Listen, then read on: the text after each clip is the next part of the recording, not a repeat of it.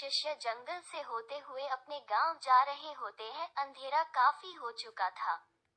शिष्य ने अपने गुरु से कहा कि गुरु की काफी रात हो चुकी है, अगर आप कहें तो आज की रात यही आसपास के किसी गांव में गुजार ले। गुरुजी ने अपना सर हिलाया और वो आसपास के गांव में एक छोटे से घर के पास जाकर रुके। अब जैसे ही वहां गए तो गुरुजी के शिष्य ने दरवाजा ठकठकाया। उस घर से एक गरीब आदमी बाहर आया तो गुरुजी ने बोला, हम अपने गांव जा रहे थे लेकिन काफी रात होने के वजह से हमने इसी गांव में रुकने को सोचा। क्या हम आज रात आपके यहाँ रुक सकते हैं? गरीब आदमी बोला, हाँ क्यों नहीं, आप दोनों अंदर आ जाइए। अब जैसे ही गुरुजी अंदर गए उन्होंने देखा कि उस आदमी के घर में बहुत ज्यादा गरीबी थी। गुरुजी ने उससे पूछा कि आप काम क्या करते हो? वो गरीब आदमी बोला कि मेरे पास बहुत सारी जमीन है। तो गुरुजी ने बोला, अगर तुम्हारे पास बहुत सारी जमीन है तो इस तरह से क्यों रह रहे हो?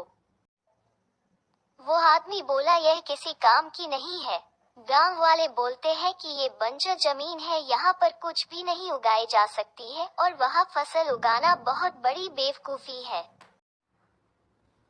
गुरुजी ने बोला कि तुम्हारा गुजारा कैसे होता है? उसने बोला कि मेरे पास एक भैंस है जिससे मेरा पूरा घर चलता है। ये सुनने के बाद गुरुजी सो जाते हैं और रात में जब सब लोग सो रहे होते हैं तब गुरुजी अपने शिष्य को उठाते हैं और उस गरीब आदमी की भैंस लेकर अपने गांव चले जाते हैं। शिष्य अपने गुरु से पूछता है कि गुरुजी कहीं आप ये गलत तो नहीं कर रहे हैं? उस गरीब आदमी की रोजी रोटी इसी भैंस की वजह से चलती है। तो गुरुजी अपने शिष्य की तरफ देखते हैं और मुस्कुराते हुए आगे बढ़ जाते हैं।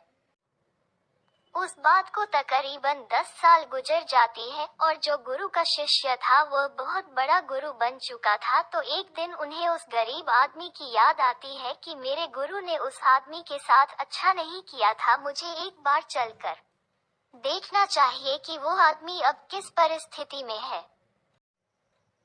वो शिष्य उस गांव की तरफ जाता है और वहां जैसे ही पहुंचता है तो वह देखता है कि जहां पर उस गरीब आदमी का झोपड़ा था वहां पर एक बड़ा ही आलीशान महल बन चुका था और उस झोपड़ी के बाहर जो बंजर जमीन थी उस पर फल और फूलों के बगीचे थे।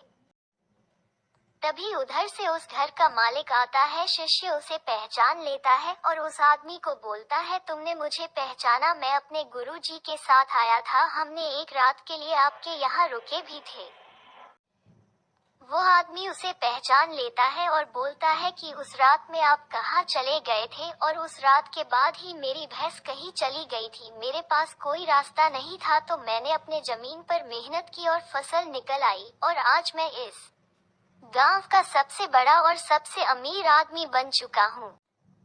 ये सुनने के बाद शिष्य के आंखों में अपने गुरुजी के लिए आंसू आ गए और उसे ये बात अब समझ आई और वो रोने लगा।